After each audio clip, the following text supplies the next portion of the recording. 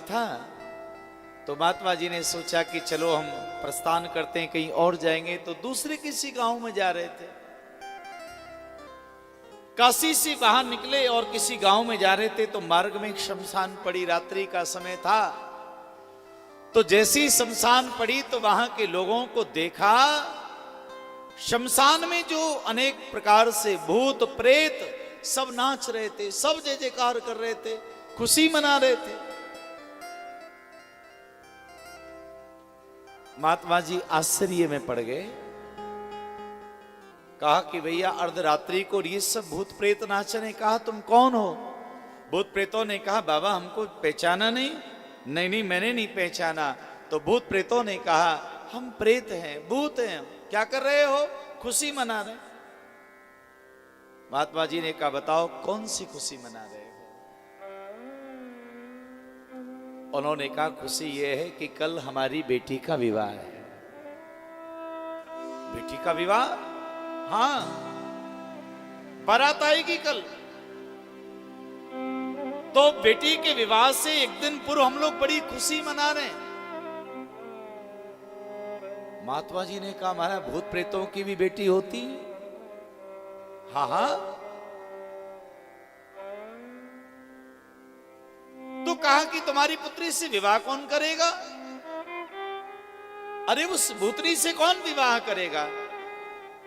भाई भूतों की बेटी भूतनी हुई। भाव से बोलो हर हर महादेव।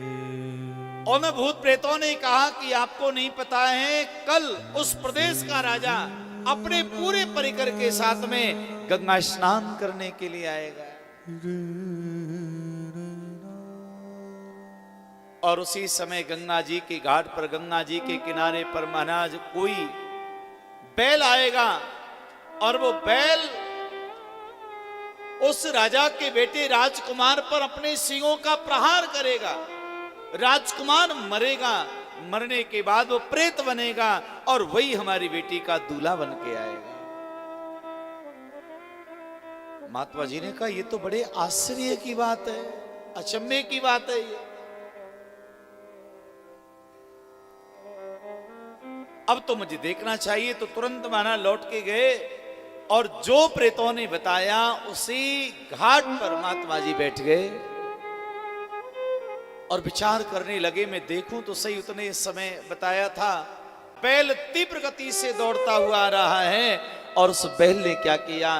राजा के बेटे पर, उस राजकुमार पर सींगों का प्रहार किया।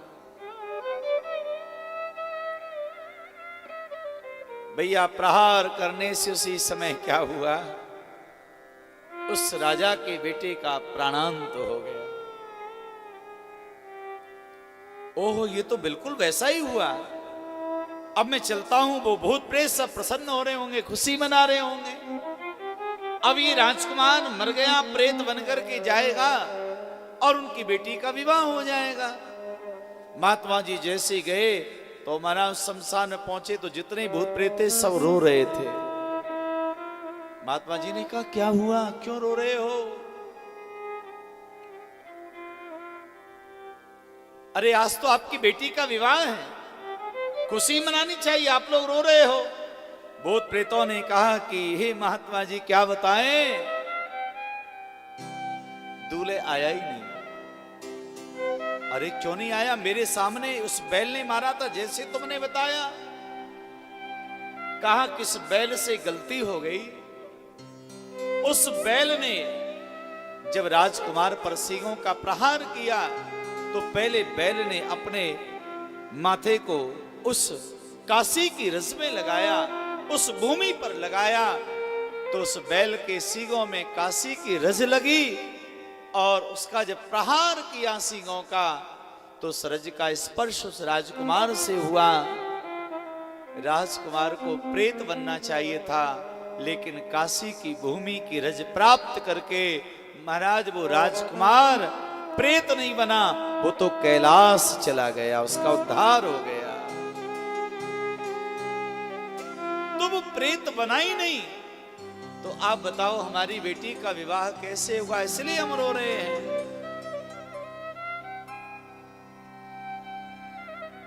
भैया काशी मरणात मुक्ति, काशी में मरने से मुक्ति है। काशी वास मिले, भगवान से निवेदन करना चाहिए। तीर्थों में हमें समय व्यतीत करना चाहिए महाराज। कहीं पर भी भगवान कृपा करके हमें तीर्थ में निवास दे दें, तीर्थ में हमको वास मिले।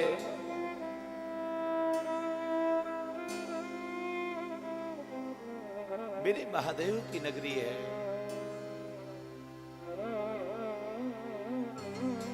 बहुत बड़ी महिमा को बताया है। काशी भगवान महादेव का प्राण है, वहां पर सदैव भगवान विराजमान रहते हैं और काशी का कभी प्रलय भी नहीं होता है। काशी सदैव भगवान महादेव के त्रिशूल पर विराजमान है, उसका कभी प्रलय नहीं होता।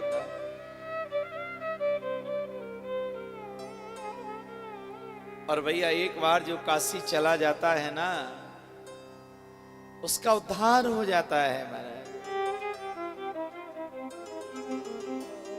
भगवान महादेव उसको अपना बना लेते हैं और उसके जीवन की सारी समस्याओं का समाधान हो जाता है।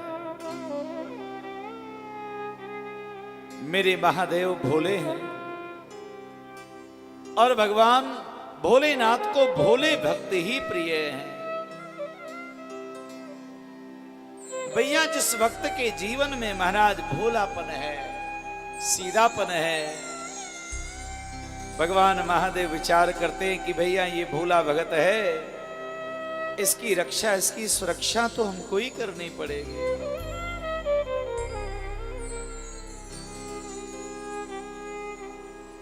जो चतुर हैं, जो चालाक है, भगवान कहते हैं कि भैया ये तो सब अपना काम कर लेगा। और सही बताएं भैया, भगवान महादेव भोले बाबा तो भोले लोगों के